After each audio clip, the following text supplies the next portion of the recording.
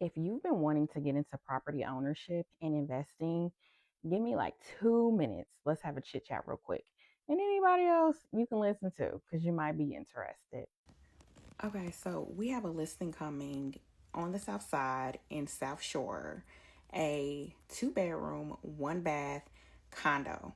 And so, what I think makes this property interesting, especially to a first timer, is that you wouldn't necessarily be starting from square one.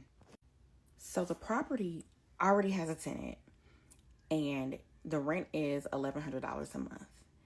So, there's already a rental history established and there's already a tenant, which could make the process of becoming an investor a little less intimidating for a first timer because some of the work is already done for you when it comes to looking for a tenant.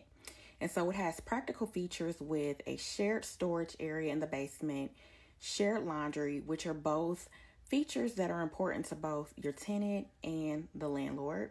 And it's on the first floor. Now, even with owning a rental property, you still have to look at the numbers. So, what is the purchase price? What's the insurance?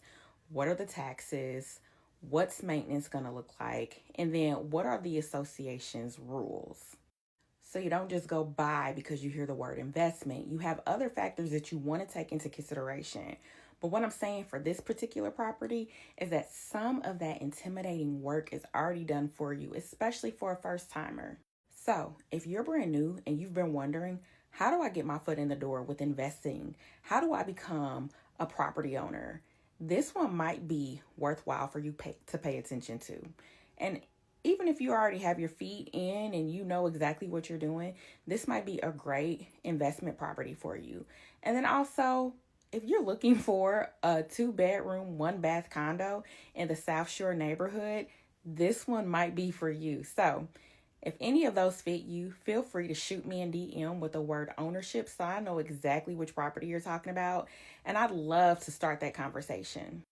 So, one last thing, if you need a realtor, if you've had a conversation with your loan officer and you know what you qualify for, if you need to have a conversation with a loan officer to figure out what you qualify for, and you're on the market actively looking, feel free to reach out to me. Again, DM me ownership and let's start that conversation.